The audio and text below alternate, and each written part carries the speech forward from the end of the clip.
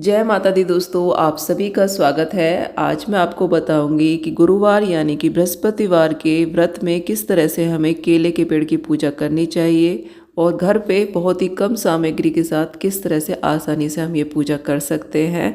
बृहस्पतिवार का व्रत बहुत ही ज़्यादा महत्वपूर्ण होता है। इसमें केले के पेड़ की पूजा करना भी बहुत ही ज़रूरी होता है। अगर व्रत नहीं भी रखते हैं तो भी हर बृहस्पतिवार आप भी केले के पेड़ की पूजा कर सकते हैं।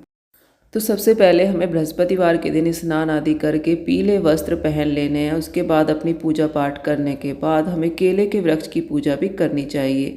ये पूजा आप किसी भी मंदिर में जाकर भी केले के वृक्ष के पास कर सकते हैं, लेकिन अगर आपने घर में ही गमले में लगाया हुआ है केले का पेड़ तो आसानी से आप ये पूजा घर पे हर बृहस्पतिवार कर सकते हैं। तो सबसे पहले एक रंगोली बना लीजिए। मैंने थोड़ा बड़ी बना ली है, मुझे ज़्यादा शौक है।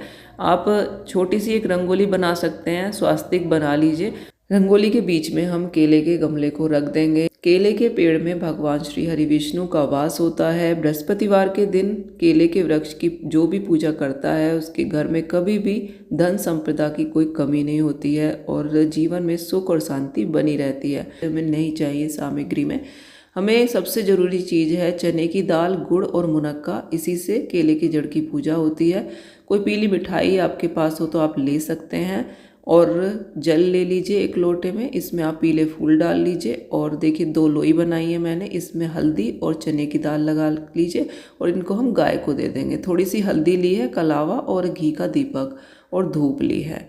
बस ये मैंने चीज़ें ली हैं। आपके पास कोई फल हो पीला तो आप वो भी ले सकते हैं। केला हो, जैसे आम हो, तो इस तरह से आप फल भी ले सकते हैं। इस पूजा में सबसे ज़्यादा ज़रूरी चीज़ तो हल्दी, चने की दाल और गुड़ ही होते हैं। बाकी तो आप कितना भी ज़्यादा चीज़ें ले सकते हैं। तो देखिए लोटे में जल में सबसे पहले हमने थोड़ी सी हल्दी डाल ली है, थोड़ी सी चने की दाल और थोड़ा सा गुड़ डाल के सबसे पहले हम केले को जल देंगे।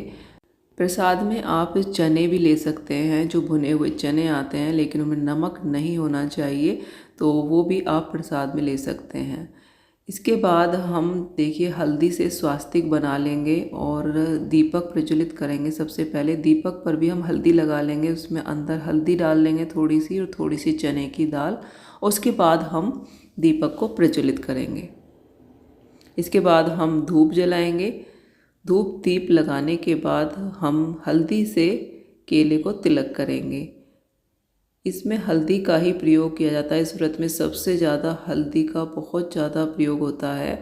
भगवान विष्णु को भी हल्दी से ही तिलक लगाया जाता है और हल्दी से हम पूरा गमला भी देखिए सजा देंगे। इसके बाद हम गमले पर स्वास्तिक भी बना देंगे हल्दी से ही और उसके बाद हम कलावा बांध देंगे केले को।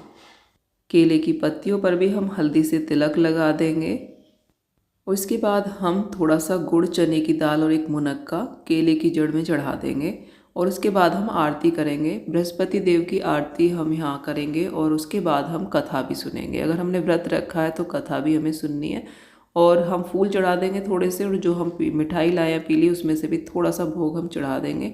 जो लोई है हमने ये आटे से बनाई है, इन पर हल्दी चने की दाल लगाई है, इनको हम गाय को दे देंगे। तो यहाँ पर हमारी पूजा समाप्त होती है। इसके बाद हम कथा पढ़ेंगे। हाथ में आप थोड़े से फूल ले लीजिए और बृहस्पति देव की कथा सुनिए। उसके बाद ही आप उठिए। उसके बाद अपने घर में सभी को प्रसाद भी जरूर दीजिए। जो भी पीला प्रसाद आपने रखा है, चने रख सकते हैं, कुछ पीली मिठाई रख सकते हैं। इस व्रत में कुछ नियम होते हैं जो हमें विशेष रूप से मानने होते हैं।